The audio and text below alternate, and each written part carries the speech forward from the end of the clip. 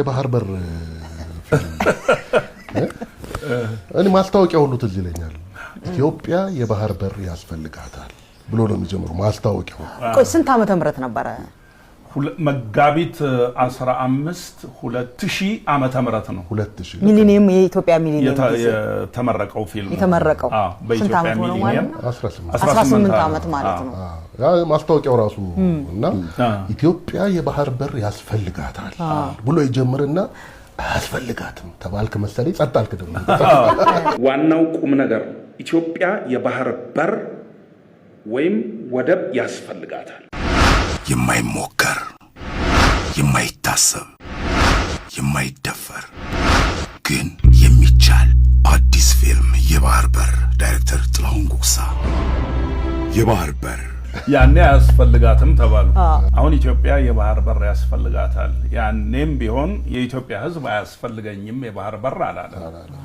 የኢትዮጵያ ሕዝብ ያኔም ይፈልጋል፣ አሁንም ይፈልጋል። ያልፈለጉ አካላት ነበሩ። የባህር በሩን ያልፈለጉት አካላት አሁን የሉም።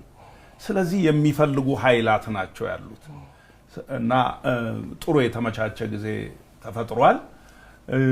እንግዲህ ምን እንደምናደርገው እያየን ነው። ማየት አለበት ማለት ብዙ አትራክቲቭ ላይሆን ይችላል። ብዙ ምክንያቱም ከተሰራበት ጊዜ አቋያ ኦልሞስት 20 ዓመት ነው። በ98 ነው የተጀመረው እና አሁን ብዙ ቴክኖሎጂዎቹ ፈጥነዋል እና በፊልም ደረጃ ያን ያህል ላይሆን ይችላል፣ አላውቅም። ግን ሰው ነው የሚፈርደው። ማለት ብዙ ጊዜ የራሴን ስራ ትልቅ ነው ማለት አያስደስተኝም።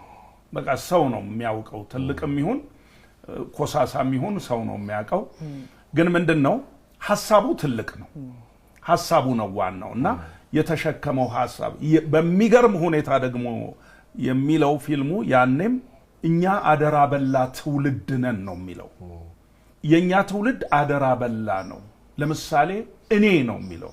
እኔ ሲል በወቅቱ የነበሩትን በሙሉ ባለስልጣኖች ይጠቀልላል፣ የዛ ዘመን ሰዎች እና አደራውን ለሚቀጥለው ትውልድ ነው የሚሰጠው እና አንተ ቀጣይ ትውልድ ግን አደራ እንዳትበላ ብሎ ይሄ የባህር በሩን ፕሮጀክት ለቀጣዩ ትውልድ ነው የሚሰጠው እና ልክ እንደ ትንቢት ነገር ነው አሁን የተፈጸመው እና አሁን ኢትዮጵያ የባህር በር ያስፈልጋታል።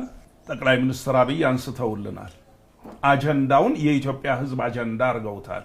100% ሹር ባልሆንም ግን ምን አስባለሁ ዛሬ ውስጣቸው የተፈጠረ ነገር አይደለም። ቀድሞ ባያስቡት አሁን አያደርጉትም። ስለዚህ እሳቸውም ውስጥ ነበረ ይሄ ነገር እና እድል ተከፈተ። አሁን እንግዲህ የባህር በር የሚለውን ፊልም የኢትዮጵያ ሕዝብ አይቶ የሚለውን እንዲለው እፈልጋለሁ።